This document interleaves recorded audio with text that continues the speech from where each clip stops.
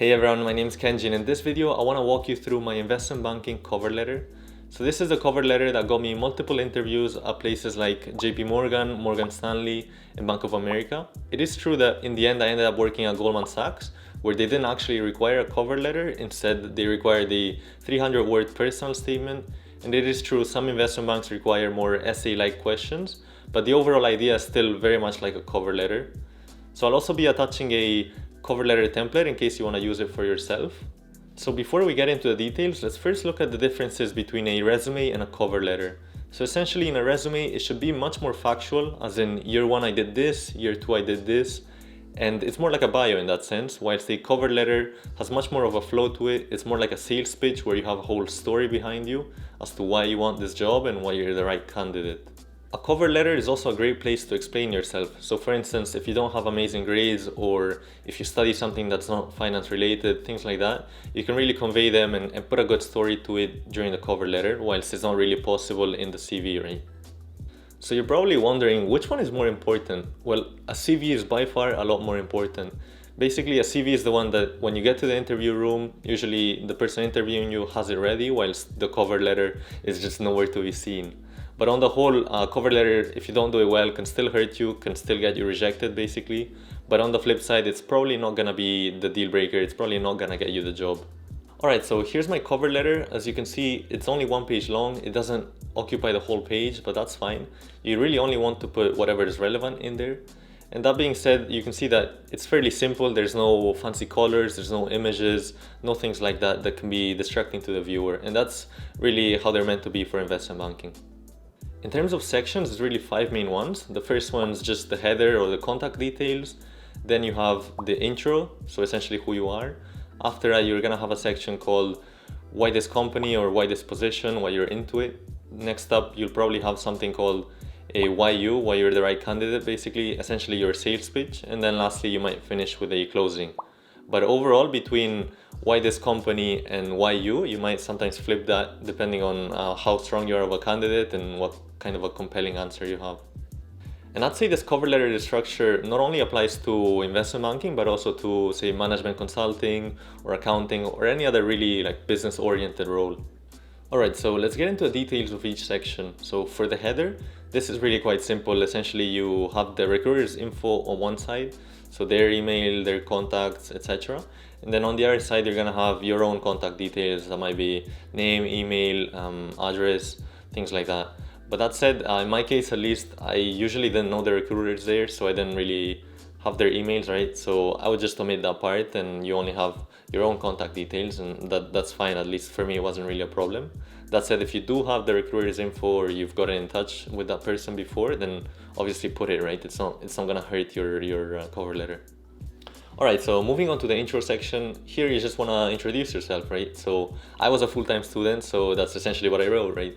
I'm studying at this university, in this year, I hope to graduate by this time, and this is my major. It's really that simple. Now, if you're a full-time worker, you might have something like your position and the department you work at with the company name. It's really just that.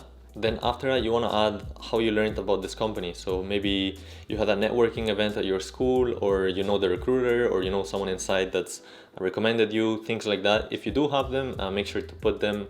They really help out the recruiter, and overall they do probably give you a preference if you've already been to one of their events, say. But that said, in my case at least, sometimes I didn't really have any connecting points, say, so I just didn't put anything, right? I just said that, hey, I'm interested in the position, whilst not really linking it to anything else. And then towards the end of the paragraph, you just want to say what specific position you're applying to and what the company's name is.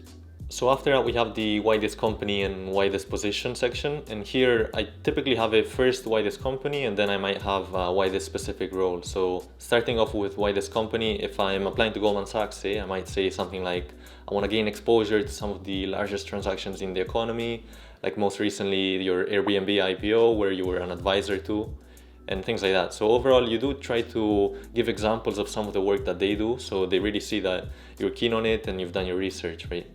Now moving on to the why this position side, suppose I'm applying to Goldman Sachs for their analyst position. So here I'm essentially gonna say some of the tasks that analysts usually do at Goldman Sachs, and explain why I might enjoy them. So for instance, I might say something like, I'm very keen on the analyst position because of the high responsibilities, the collaborative environment, and the use of financial modeling, all of which I consider fundamental to a career in the financial services industry, or something like that. Then after that, we get into the why me or why I'm the right candidate section. So here, it's essentially a sales pitch, right? You want to explain whatever you're good at and how that's going to relate to the role. And ideally, you want to give some examples of that. Also, you should have a good idea of the types of skills that they might look for in an investment banking candidate. Say, for an investment banking analyst, they might look for someone that's good with finance and accounting, that's numerically oriented, that's a team player, and say that enjoys a high pressure environment. So all these things, you want to try to relate them back to your previous roles or your university courses such that it looks like you're the ideal candidate, right?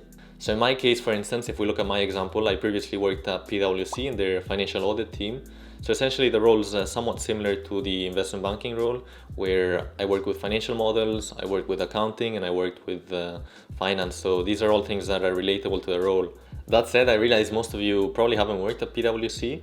So let's look at my other example where I worked as a bellman, and that's got nothing to do with finance at all. But if you pitch it well, it can have some kind of link and some kind of relationships between the two.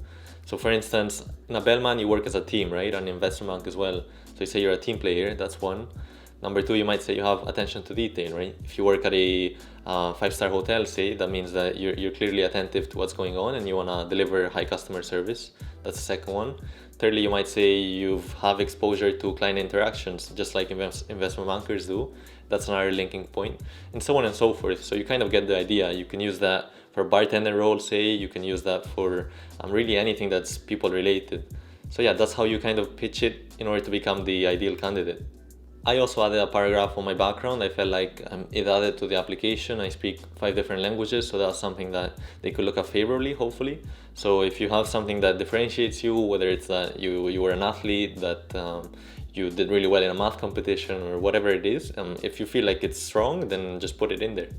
And overall, there is no real guideline as to how many paragraphs it should be. It's essentially whatever makes it strongest, right? So if you really only have one work experience, just put that one, and you don't really have to talk about what you did when you were 15 years old, right?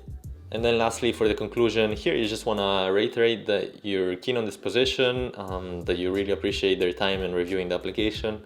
That's really about it. There's really no tricks on this section. And you might wonder if I made a cover letter for each application. The honest answer is no. Usually I just had a template and it would take me about 5 minutes to rearrange that to whatever bank I was applying to. So I might look up a deal that they've worked on and kind of put it in there, for instance. Or sometimes I just didn't have the time or I wasn't bothered, and I'll just have the exact same cover letter, only changing the name of the bank. But if you have a solid template, you should be able to get away with changing it in 5-10 minutes.